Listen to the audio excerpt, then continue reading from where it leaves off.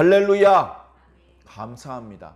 성경을 읽으면서 여러 가지 이야기를 우리가 접합니다. 성경을 읽으면서 하나님의 백성이 또는 의인이 하나님 앞에 복받을 만한 그런 모습을 보여주는 장면. 그래서 정말 멋있다. 정말 잘 되고 있구나. 이대로 쭉 나갔으면 좋겠다. 그런 대목은 성경에 사실 그렇게 많지 않습니다. 더 많은 경우 범죄가 도사리고 있고 이대로 계속하면 안 되는데 걱정스러운 마음이 드는 그런 내용이 사실은 더 많이 있습니다.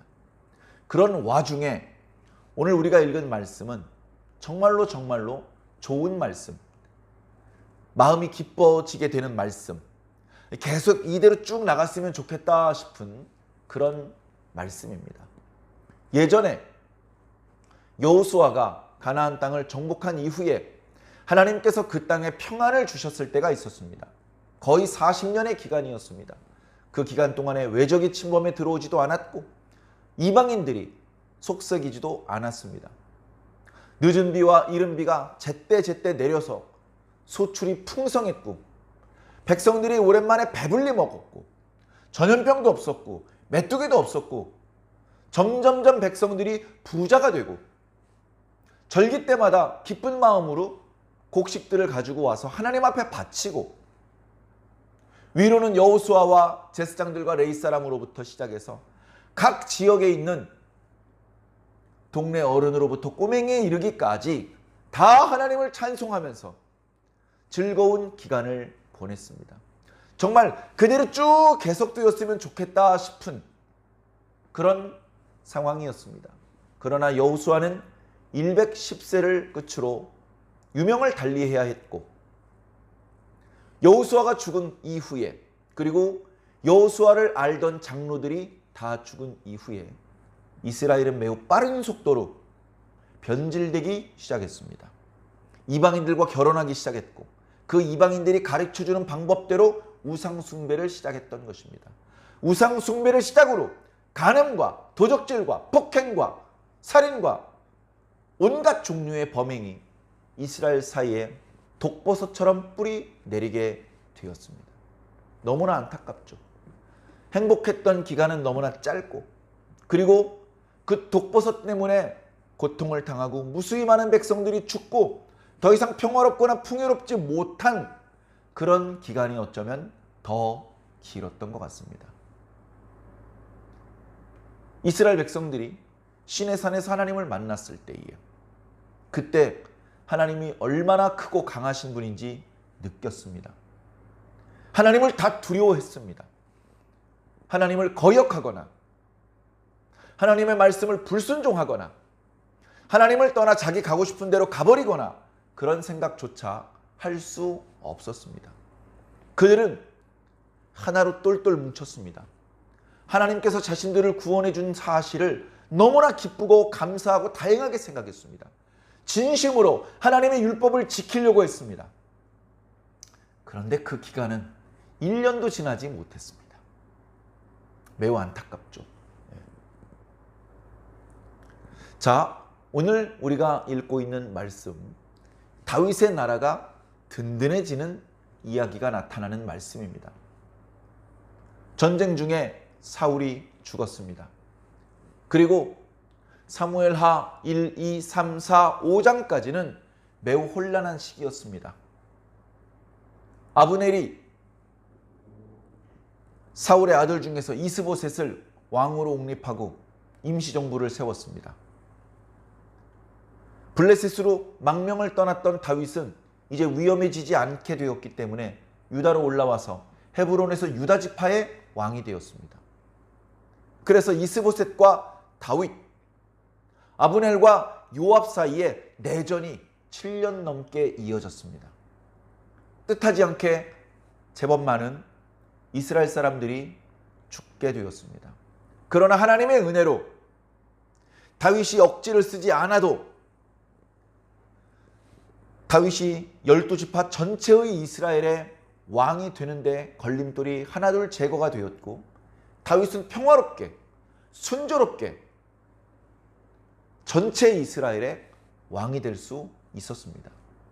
그게 5장까지 내용이었죠. 그리고 6장부터 다음 주 수요일 날 묵상하게 될 10장까지 말씀은 다윗의 나라가 견고하게 서는 이야기가 나타나고 있습니다. 6장과 7장은 영적으로 하나님께서 크게 복 주시는 장면입니다. 6장에 다윗이 언약궤를 다윗성으로 모셔옵니다. 7장에 하나님의 성전을 건축할 마음을 품고 선지자와 상의를 하던 중 그 선지자를 통해서 하나님의 말씀을 듣는데 성전을 본인이 직접 건축할 수는 없게 되었지만 뜻하지 않게 하나님의 엄청난 축복을 듣게 되었습니다. 바로 다윗의 언약의 말씀입니다. 다윗이 하나님의 집을 지어드리는 것이 아니라 하나님께서 다윗의 집을 지어주신다고 약속하신 너무나 감사한 말씀을 듣게 되었습니다. 이제 다윗을 흔들 것이 없습니다. 다윗과 하나님이 단단하게 하나로 연결되어 있기 때문에 그 어떤 것도 다윗을 흔들거나 밀쳐 넘어뜨릴 수 없게 되었습니다. 이어지는 7장과 8장과 9장, 8장, 9장, 10장의 말씀은 그 나라가 군사적으로, 외교적으로 안으로나 밖으로나 든든하게 서가는 그런 모습을 보여주고 있습니다. 지난주에 묵상했던 8장 말씀을 보면 다윗이 동정서벌을 합니다. 동쪽에 모압도 항복을 했고 서쪽에 블레셋도 항복을 했습니다. 북쪽에 아람도 항복을 했고 남쪽에 에돔도 항복을 했습니다. 그들은 다윗에게 조공을 바치기 바빴고 남쪽의 에돔과 북쪽의 아람 땅에는 다윗이 수비대를 두었더니 그곳 사람들이 모두 다윗의 종이 되었다라고 기록하고 있습니다. 서남쪽 애굽 하수로부터 동북쪽 유프라테스강 하류까지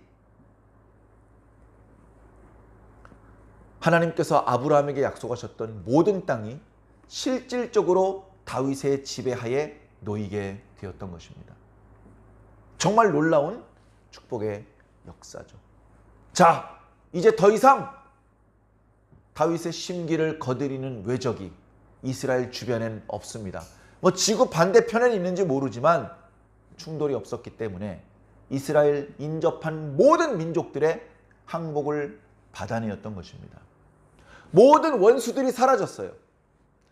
잠깐이지만 전쟁이 없는 기간이 나타났습니다. 물론 이어지는 10장 말씀을 보면 이스라엘 동쪽에 암몬 족속과 또다시 전투를 하는 이야기가 나타납니다만 9장의 상황에는 잠깐 전쟁이 없는 기간이었던 것 같습니다. 그때에 다윗이 번쩍 떠오른 생각이 있었습니다. 아이고 평화롭게 되면 내 대적이 다 사라지게 되면 그때 하려고 했었던 일이 있는데 내가 그동안 바빠가지고 생각을 못하고 있었네. 그런데 이제 내 주변의 대적들이 다 항복을 했으니 그때 하려고 했던 걸 해야 되겠다. 그래서 생각해낸 것이 무엇인고 하니 다윗이 요나단과 언약을 맺었던 내용을 지키는 것이었습니다. 다윗과 요나단의 언약의 내용은 사무엘상 20장에 나타나고 있습니다. 그 내용이 사실은 긴 내용도 아니고 엄청난 내용도 아니지만 저는 말씀을 읽으면서 그게 엄청나게 느껴집니다. 요나단과 다윗이 언약을 맺을 때의 상황은 지금 12지파를 다스리는 다윗 왕의 입장하고는 너무나 다른 상황이었습니다. 그때는 지금으로부터 거의 16, 17년 전 일입니다. 다윗은 아직 20대 초반이었을 때입니다. 그때 요나단은 이미 30대였고 사울 왕의 첫째 아들이었습니다. 왕위 계열 그 계승 순위 1순위입니다. 전쟁의 용사고 하나님을 뜨겁게 사랑하는 어느 모로 보나 이스라엘의 임금 가문으로서 손색이 없는 그런 사람이었습니다. 그런데 웬일인지 그 요나단이 다윗을 사랑합니다. 다윗을 사랑합니다. 요나단이 입만 열면 다윗을 축복합니다. 안 그래도 돼요. 오히려 다윗을 시기하고 다윗을 경계하고 다윗이 자신의 경쟁 상대가 되지 못하게 싹을 자를 수도 있습니다. 자기 아버지를 도와서 집요하게 다윗을 쫓아가서 다윗을 죽이려고 할 수도 있습니다. 그래야 자신이 왕이 될 수 있고 그래야 자신이 왕조를 이어받을 수 있으니까. 그런데 요나단은 그렇게 하지 않았습니다. 사무엘상 20장의 14절 이하에 요나단과 다윗 사이에 맺은 언약의 내용을 보면 다윗이 한 말이 없습니다. 전부 요나단이 한 말입니다. 전부 요나단이 한 말입니다. 다윗이 그때는 어떤 상황이었냐면 도망 다니던 때였어요. 사울 왕이 자신을 죽이려고 군대를 풀었어요. 지금 요나단하고 오래 이야기할 수가 없는 상황입니다. 빨리 이야기 마치고 도망가야 되는 상황입니다. 가진 게 하나도 없습니다. 배가 고픕니다. 안심하고 발을 뻗고 잘 데도 없습니다. 자기를 지켜주는 군사도 없습니다. 아무것도 없습니다. 다윗은 그때 무척 당황했고 무척 두려워했습니다. 그렇게 갑작스러운 도망 생활을 시작하게 될 것을 전혀 예측하지 못했습니다. 그런 상황에 요나단을 만난 거예요. 그런데 요나단이 다윗과 언약을 맺자고 합니다. 아, 형 바쁜데 왜 그래? 무슨 얘기야? 얘기해봐. 요나단이 다윗과 맺자고 한 언약의 내용은 마치 다윗에게 무릎을 꿇고 다윗의 자비를 구하는 듯한 그런 내용이었습니다. 그럴 필요가 없는 때라니까요. 요나단은 왕자의 옷을 입고 있습니다. 화려한 옷입니다. 잘 먹어서 키도 크고 피부도 매끈합니다. 자주 씻고 머리도 잘 빗어서 단정합니다. 반면 다윗은 벌써 며칠째 굶었어요. 제대로 씻지도 못했고 자지도 못했습니다. 머리는 엉클어졌고 옷도 남루하기 그지가 없습니다. 여기저기 씻지 못한 티가 역력합니다. 거기다가 두려움에 눈빛이 떨리고 있습니다. 그런 상황인데 요나단이 다윗에게 사정사정하는 언약을 맺고 있는 것입니다. 그 말씀을 잠깐 한번 읽어보도록 하겠습니다. 사무엘상 20장 13절부터 읽어보겠습니다. 그러나 만일 내 아버지께서 너를 해치려 하는데도 내가 이 일을 네게 알려주어 너를 보내어 평안히 가게 하지 아니하면 여호와께서나 요나단에게 벌을 내리시고 또 내리시기를 원하노라. 여호와께서 내 아버지와 함께 하신 것과 같이 너와 함께 하기를 원하노라. 입만 벌리면 다윗을 축복하는 거예요. 그리고 자기가 반드시 너를 도와주겠다. 안 도와주면 하나님께 저주를 받겠다. 이렇게 맹세를 하는 겁니다.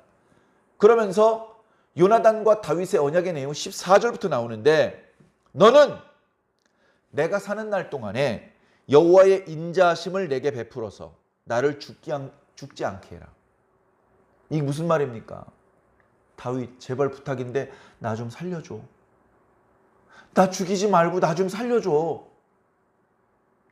지금 다윗은 요나단을 죽일 생각도 없고 죽일 힘도 없습니다. 요나단 뒤에 수천의 군사가 있지만 다윗 옆엔 한 명도 없어요. 누가 누굴 죽입니까? 그런데 요나단은 장차 다윗이 크게 될 거라는 것을 알고 있었어요. 느끼고 있었습니다. 그래서 얘기를 하는 겁니다. 내가 사는 날 동안에 네가 날 죽이지 마라. 자, 15절. 여호와께서 너 다윗의 대적들을 지면에서 다 끊어버리신 때에 너는 네 인자함을 내 집에 영원히 끊어버리지 마라. 다윗아, 언젠가 네 원수들을 하나님께서 다 끊어버리시는 날이 올 거야. 이 지상에 네 대적이 한 명도 남지 않고 다 사라지는 날이 올 거야. 그날이 되면 우리 집안에 자비를 좀 베풀어 줘. 참, 이 말은요, 너무나 놀라운 말이에요. 자, 하나님께서 다윗의 대적을 제거해 주신대요. 누가 다윗의 대적이죠? 사울, 자기 아버지. 자기 아버지를 하나님께서 죽이시는 날이 올 걸 알고 있는 거예요. 그리고 그때 자기도 죽을지 모른다는 걸 알고 있는 거예요. 아버지도 죽고 자신도 죽더라도 이 사울의 집안에 자손들이 남아있을 거 아닙니까? 여자들도 있을 것이고. 그들에게 자비를 베풀어 달라고 지금 사정사정하는 언약을 맺고 있는 겁니다. 다윗의 대적이 있었습니다. 요나단과 언약을 맺을 때는 사울 왕이 대적이었어요. 사울 왕이 죽은 이후에, 다윗이 왕이 된 이후에 여부스 족속이 대적이었고, 블레셋이 대적이었습니다. 모압이 대적이 되었고, 아람이 대적이 되었고, 에돔이 대적이 되었습니다. 그 모든 대적들의 항복을 받아냈어요. 드디어 약속을 지킬 때가 온 겁니다. 다시 15절, 여호와께서 너 다윗의 대적들을 지면에서 다 끊어버리신 때에도 너는 네 인자함을 내 집에 영원히 끊어버리지 말아라. 16절, 이에 요나단이 다윗의 집과 언약하기를 여호와께서는 다윗의 대적들을 치실지어다. 자기와 자기 아버지를 위해서 축복하지 않아요. 여호와께서는 우리 아버지 사울과 우리 가문을 지켜주실지로다. 이게 아닙니다. 하나님께서는 다윗의 대적들을 치실지로다. 그게 설사 내 아버지라 할지라도 다윗의 대적이라면 하나님께서 살려두지 아니하실지로다. 이렇게 축복을 해준 겁니다. 17절에 다윗에 대한 요나단의 사랑이 그를 다시 맹세하게 하였으니 이는 자기 생명을 사랑함같이 그를 사랑함이었다. 자기 목숨보다도 다윗을 더 사랑했어요. 그래서 다윗을 붙잡지 않았습니다. 아버지, 제가 다윗을 어디서 봤어요? 보고하지 않았습니다. 자기 아버지가 다윗을 죽이려 한다는 사실을 확인했을 때 다윗에게 알려주어서 도망갈 수 있게 길을 열어줬어요. 그때의 그 기억을 이제 떠올린 겁니다. 아니, 그러면 이스보셋도 살려주고 다 살려줬어야죠. 그런데 이스보셋이 아브넬과 함께 임시 정부를 세우고 군대를 세워서 다윗을 죽이려고 했기 때문에 그때는 아직 약속을 지킬 수 없었습니다. 그러나 이제 다윗의 나라가 든든하게 세워졌기 때문에 드디어 언약을 지킬 마음을 먹은 것이죠. 1절에 다윗이 이르되 사울의 집에 아직도 남은 사람이 있느냐? 내가 요나단으로 말미암아 그 사람에게 은총을 베풀리라. 여기 은총이요, 인자하심, 히브리어로 헤세드입니다. 요나단 형이 나한테 헤세드를 베풀어 주었어. 나도 요나단 형의 가족들에게 헤세드를 베풀어 줄 거야. 이건 그 형이랑 나랑 언약한 것이고 하나님의 이름으로 언약한 거야. 그랬더니 신하들이 얘기를 합니다. 사울의 집에 종로로 타던 사람이 있습니다. 이름이 시바입니다. 그 사람을 데리고 와서 물어보면 어떨까요? 그래, 그거 좋겠다. 얼른 데려와라. 그런데 이 시바라는 사람은 사실 정직하지 못한 사람이었습니다. 거짓말을 일삼아서 정직하지 못한 사람이라는 뜻이 아니고 그는 본래 사울 왕의 시종이었습니다. 종이란 말이에요, 종. 그런데 전쟁이 터져서 사울 왕과 그의 아들들이 다 죽었습니다. 그의 막내 아들 이스보셋마저도 임시정부를 세웠다가 암살당해서 죽었습니다. 그러자 슬그머니 사울 왕의 모든 토지를 꿀꺽 삼킨 겁니다. 자기가 그냥 꿀꺽 삼켜요. 뒤에 나옵니다만 이 시바라는 사람은 아들이 15명이고 자기 밑에 부리는 종이 20명입니다. 종이 무슨 종을 부립니까? 똑같은 종끼리 누가 누굴 부려요? 지금 종이 아닌 것처럼 행세를 하고 있는 거예요. 사울 왕이 그 넓은 땅을 차지하고 있기 때문에 당당한 것이죠. 돈이 많은 재벌이 되었습니다. 그러니까 직원들 고용할 수 있는 것이죠. 아들이 15명이라고요? 어떻게 아들을 15명씩 둘 수 있죠? 아내가 1명이 아닌 것입니다. 남의 집 머슴살이를 하는 사람 치고는 아들이 너무 많고 그 밑에 부리는 종들이 너무나 많습니다.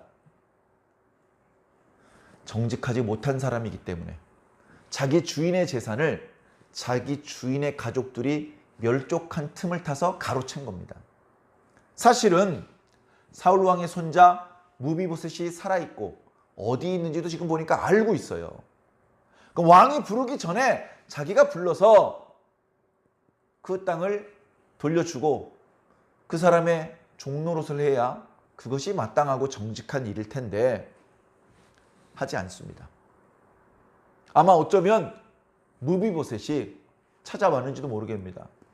이봐, 시바, 우리 할아버지의 종으로서 우리 집안을 위해서 수고가 많았는데 이제 나를 좀 위해서 일을 해주게. 저리 꺼져라잉. 이제부터 이 땅은 내 것이여이. 이러고서 힘으로 밀쳐내는 것이죠. 무비보셋은 양쪽 다리를 다 절었기 때문에 싸움도 할 수 없고 아무것도 할 수 있는 게 없는 겁니다. 어쩌면 마길같이 착한 사람이 아니었더라면 굶어 죽었을지도 모릅니다. 육체 노동을 해서 벌어먹을 수가 없잖아요. 여기 보면 로드발 암미엘의 아들 마길이라는 사람이 나옵니다. 이 사람은 시바와는 전혀 다르게 아주 선한 사람입니다. 나중에 다윗이 압살롬의 반역 때문에 도망갈 때가 있었습니다. 요단강 동쪽으로 도망을 가죠. 그때 이 마길이라는 사람이 또 나타납니다. 다윗을 도와줘요. 그러니까 이 마길이라는 사람은 선한 사람입니다. 선한 사람이기 때문에 다윗을 두려워하지 않고 무비보셋을 도와주었던 겁니다. 압살롬을 두려워하지 않고 다윗을 도와주었던 것입니다. 불의한 방향으로 생각하고 행동하는 사람이 아니고 정직하고 의로운 방향으로 생각하고 행동하는 그런 사람이 바로 마길인 것이죠. 자, 그런 상황입니다. 자, 시바를 불러왔습니다. 시바가 자기 집에서는 사울 왕의 땅을 다 차지해가지고 떵떵거릴지 몰라도 다윗 왕이 부르는데 번개같이 달려와가지고 무릎을 꿇습니다. 네가 시바냐? 좀 발음을 세게 하면 어감이 좀 이상해지는데 양해해 주시길 부탁을 드립니다. 예, 그렇습니다. 야, 사울의 집안에 남아있는 사람이 혹시 없냐? 내가 은혜를 베풀고 싶어서 그래. 나쁜 뜻이 아니야. 편안하게 얘기를 좀 해주렴. 숨기지 말고. 그랬더니 있는 그대로 얘기를 합니다. 아마 이때까지만 해도 시바는 다윗 왕이 은혜를 베푼다고 하니까 왕이니까 가진 게 많잖아요. 그러니까 왕이 가지고 있는 재산을 그 사울의 가족에게 주려나 보다 이렇게 생각했는지 모르겠습니다. 근데 알고 보니까 자기가 슬쩍 했던 사울 왕의 땅을 빼앗아 가지고 원래 주인에게 돌려주는 그런 모양이 된 거예요. 그걸 미리 알았으면 어쩌면 무비보셋이 어디 있었는지 얘기 안 했을지도 모릅니다. 자, 무비보셋이 어디 살고 있다라고 얘기를 해줍니다. 자, 시간을 거슬러 올라가면 사울과 요나단이 전쟁에서 죽었을 때 그때 무비보셋은 5살이었습니다. 아주 어린 나이 때죠. 전쟁이 터졌습니다. 이스라엘이 전쟁에서 졌다고 소식이 들려와요. 그러니까 어떻게 됩니까? 그 왕자의 집안 사람들은 다 도망갑니다. 가만히 있으면 블레셋 군대가 와서 다 죽일 거 아닙니까? 다른 사람은 살려줘도 이스라엘의 왕족들은 다 죽일 거 아닙니까? 그러니까 그 아기를 유모가 끌어안고 도망을 가는데 급하게 가다가 아기를 떨어뜨려요. 아기를 떨어뜨리다 보니까 다리를 크게 다쳐서 양쪽 다리를 다 절름발이 신세가 되게 됩니다. 그러나 그 아파서 울고 있는 아기를 다시 들쳐업고 피난을 가서 목숨은 건졌습니다. 그때로부터 시간이 많이 흘렀습니다. 적게는 15년, 많게는 20년 정도 흘렀습니다. 20년 정도 흘렀다고 생각을 해본다면 지금 무비보셋의 나이는 25입니다. 뒤에 보면 이미 아들도 한 명 있습니다. 그러니까 그 마길이라는 사람이 도와준 거예요. 절름발이지만 아내도 구해주고 결혼도 시켜주고 살 집도 장만해주고 먹을 것도 계속 공급해주고 그러니까 아기가 태어난 거 아니겠습니까? 양쪽 다리를 저는데 무슨 일을 했겠어요? 포도원에서 일을 했겠습니까? 어디 뭐 마구간에서 일을 했겠습니까? 아무것도 할 수 없는데 자비를 베풀어 준 것이죠. 자, 소식을 들은 다윗 왕은 사람을 보내서 마길의 집에 무비보셋을 오라고 합니다. 왕의 신하가 봅니다. 다윗 왕께서 당신을 찾으십니다. 아이쿠야, 난 죽었구나. 왜냐하면 왕조가 바뀌면 지난 왕조 사람들은 모두 전멸시키는 것이 이스라엘과 그 주변 나라들의 전통이기 때문에 그렇습니다. 왜? 안 그러면 반역을 일으키거든요. 반역이 일어나면 또다시 여러 국민들이 죽어야 되기 때문에 차라리 왕족들을 죽이는 일을 하는 것입니다. 그런데 자신을 데리러 온 다윗의 신하들은 칼로 무장하고 그 집을 포위하고 이런 식으로 하지 않고 무기 같은 건 보이지 않고 아주 밝은 표정으로 들어와서 무비보셋이여, 다윗 왕께서 당신을 찾으십니다. 두려워하지 말고 가십시오. 다윗 왕께서 당신에게 은혜를 베풀려고 하십니다. 그러니 하나님께서 당신과 함께 하시고 당신에게 복을 주신 게 틀림없습니다. 걱정하지 말고 저희들이 나귀를 가져왔으니 나귀에 타서 편안하게 다윗 왕에게 가십시다. 이렇게 데리러 온 거예요. 그동안 무비보셋을 지켜주었던 마길도 걱정하지 말고 가라고. 그래서 이제 다윗 앞에 나타났습니다. 다윗 앞에 나타나서 사울 왕의 손자였지만 더 이상 왕족이 아니잖아요. 다윗이 마음을 바꾸면 죽을 수도 있잖아요. 무릎을 꿇을 수밖에 없는 겁니다. 무릎을 꿇을 수밖에 없어요. 다윗이 다른 신하하고 얘기하다가 무비보셋이 들어오는 것을 봅니다. 옆에 있는 신하가 왕께서 찾으시는 요나단의 아들 무비보셋입니다 라고 소개를 하자 무릎을 꿇고 있는 그 무비보셋이 뛰어갑니다. 그의 어깨를 잡고 무릎 꿇을 필요 없어, 일어나. 네가 무비보셋이냐? 야, 정말 잘 커 죽었구나. 두려워하지 마라. 두려워하지 마라. 내가 네 아버지와 언약을 맺었는데 이제야말로 그 언약을 지키게 되었구나. 네 아버지가 나에게 은혜를 베풀어 주었는데 이제 나는 네 아버지의 가족들에게 은혜를 베풀어 줄 것이다. 이제 두려워하지 말아라. 그러면서 아까 불렀던 시바를 다시 부릅니다. 여봐라, 너의 주인이었던 사울의 모든 소유물을 내가 무비보셋에게 주노라. 그러니 너는 다시 무비보셋의 집안의 종으로서 무비보셋을 위해서 일하도록 해라. 네 아들들과 네 종들을 동원해서 그 사울 왕의 토지를 농사를 지어서 저 무비보셋 집안 사람들에게 소주를 바쳐라. 그런데 무비보셋은 항상 나와 함께 먹을 것이다. 이런 이야기를 하는 거예요. 시바가 그 말을 들었을 때에 아이쿠야, 다 뺏기게 생겼구나. 뺏기긴 뭘 뺏겨요? 원래 자기 게 아니었잖아요. 원래 주인에게 돌려주는 것뿐입니다. 그런데 속으로는 화가 나고 억울하다고 항의하고 싶었겠지만 명분이 없기 때문에 예, 왕께서 저에게 분부하신 대로 다 하겠습니다. 그렇게 얘기를 합니다. 그런데 나중에 보면요. 또 이 시바가 정직하지 못한 행동을 합니다.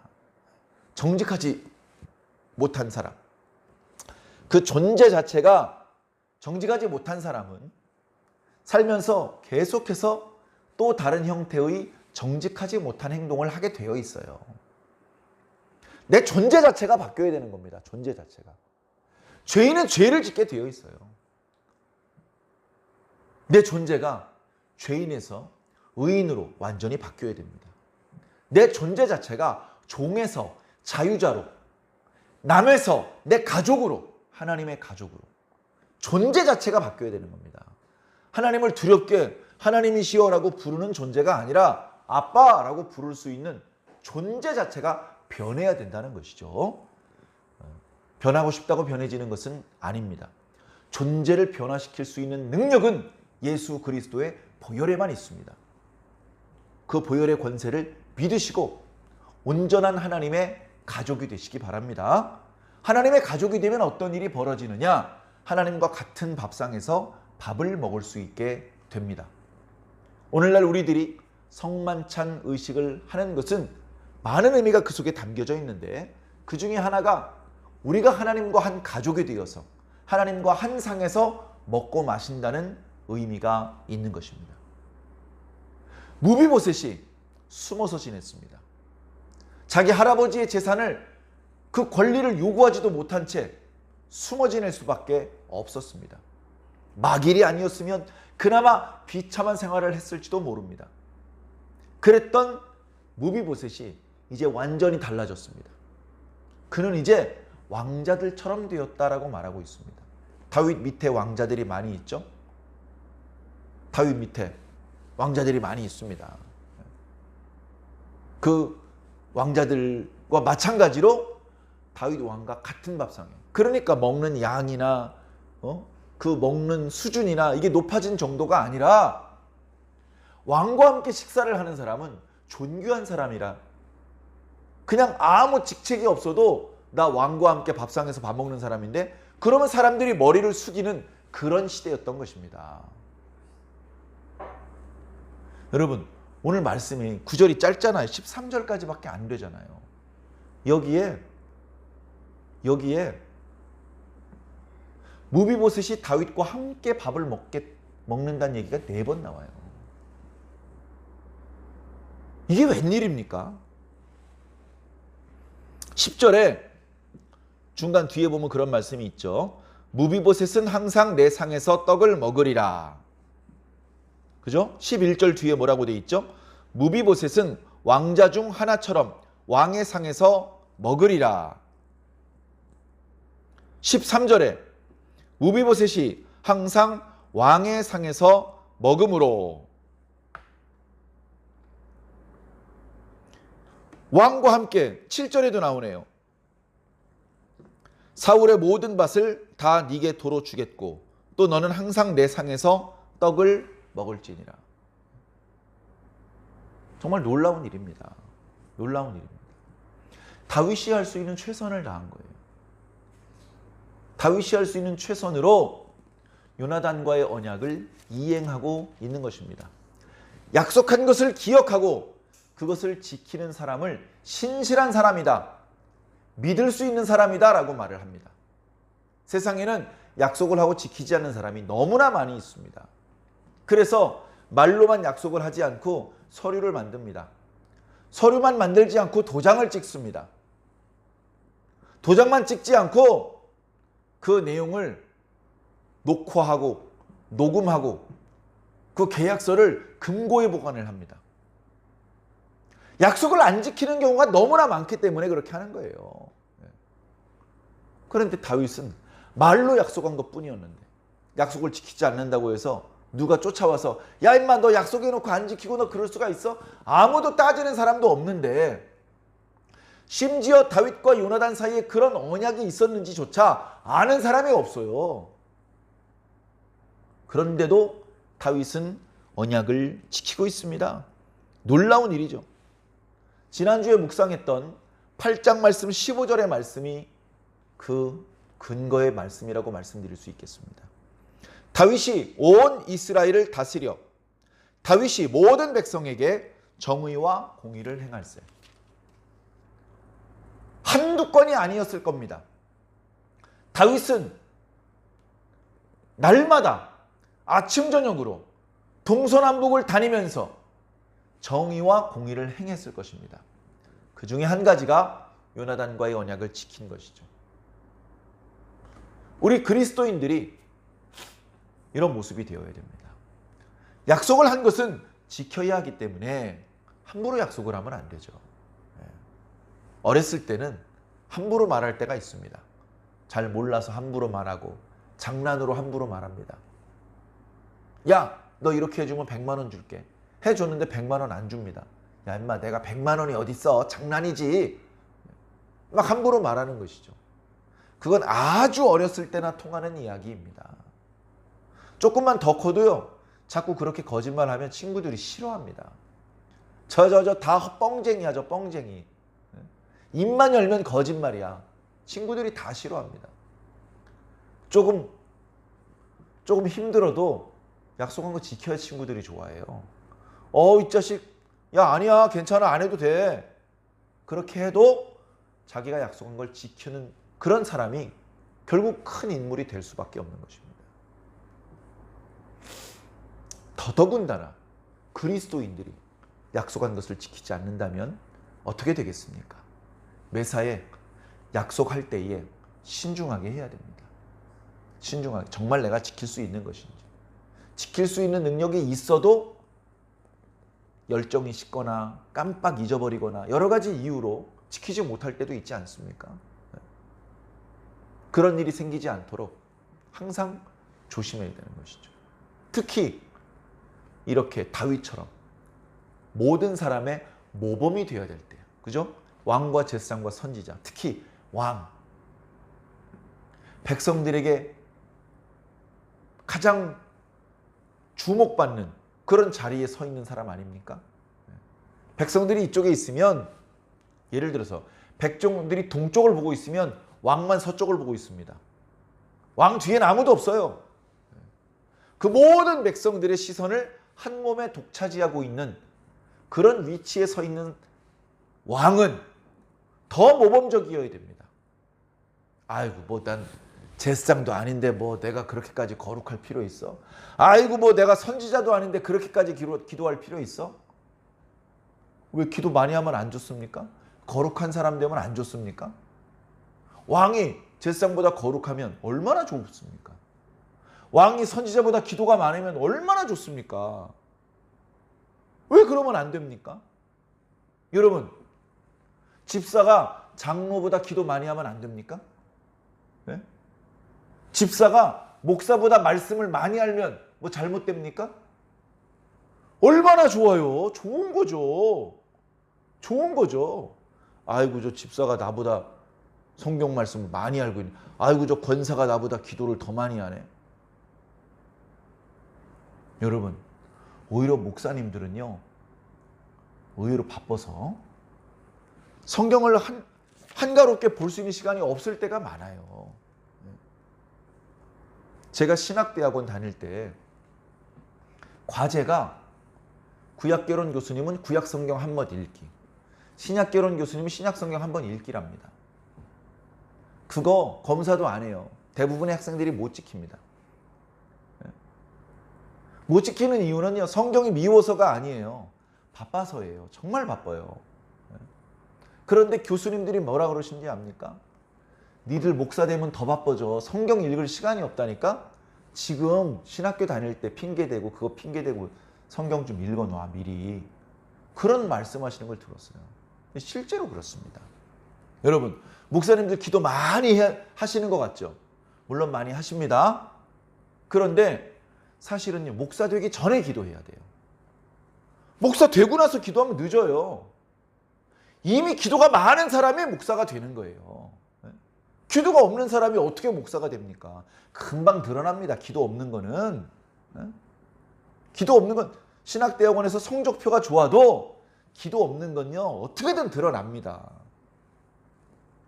그러니까 성경을 자주 못 읽으니까 성경만 읽는 안수 집사보다 말씀을 잘 모를 수 있어요. 실수할 수 있습니다. 하루 종일 기도만 하는 저 권사님보다 기도 많이 못해요. 그럴 수 있습니다. 기도 안 해도 된다, 성경 연구 안 해도 된다는 말씀이 아닙니다. 열심히 최선을 다해서 해야죠. 그런데도 불구하고 어떤 권사님보다는 조금 부족할 수 있고 어떤 집사님보다는 조금 부족할 수 있는 겁니다. 목사님보다 기도 많은 권사님이 많으면 얼마나 행복해요. 집사님, 목사님보다 성경 많이 하는 집사님들 많이 계시면 얼마나 좋습니까? 교회가. 얼마나 좋습니까? 우리 교회가 그런 교회가 됐으면 전 정말 좋겠습니다. 전 하나도 기분이 나쁘지 않아요. 하나도. 저는 이제 비로소 저와 말이 통하는 사람이 나타난 것 같아서 너무 반가울 것 같습니다. 자, 사랑하는 성도 여러분, 바쁘고 또 우리의 주의와 어떤 그 집중력을 도둑질해 가는 것들이 많이 있고 또 육체는 피곤하고 물질은 부족하고 그런 정말로 기도하고 말씀에 집중하기 어려운 시대를 우리가 살고 있지만 최선을 다해서 신앙을 해주시기 부탁을 드립니다. 제가 여러 번 말씀드리지만 구약 성경에서 다윗은 모범답안으로 통합니다. 그런 다윗도 범죄합니다. 사무엘하 11장 말씀부터 다윗이 어긋나는 모습이 나타나기 시작해요. 모범답안인 다윗도 범죄합니다. 근데 다윗은 회개를 빨리 해요. 회개를. 그리고 범죄해서 하나님 속삭이는 기간보다 하나님 앞에 충성하고 하나님을 기쁘시게 하는 기간이 더 길어요. 우리들은 그렇지 못하잖아요. 하나님은 몇 초 기쁘시게 해드리고서 더 많은 시간 동안 성령을 근심시킬 때가 많지 않습니까? 사랑하는 성도 여러분, 말씀을 읽으면서 야, 우리도 다윗처럼 신실한 사람이 되자.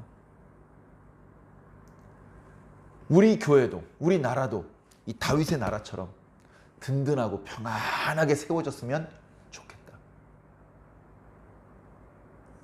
그런 기도를 많이 하시는데 말씀을 통해서 귀중한 축복의 모범을 하나님께서 오늘 우리들에게 보여주신 줄로 믿습니다. 이 말씀처럼 우리는 어쩌면 시바 같은 사람이 되기보다는 마길 같은 사람이 되어야 되고 무비보셋처럼 겸손해야 됩니다.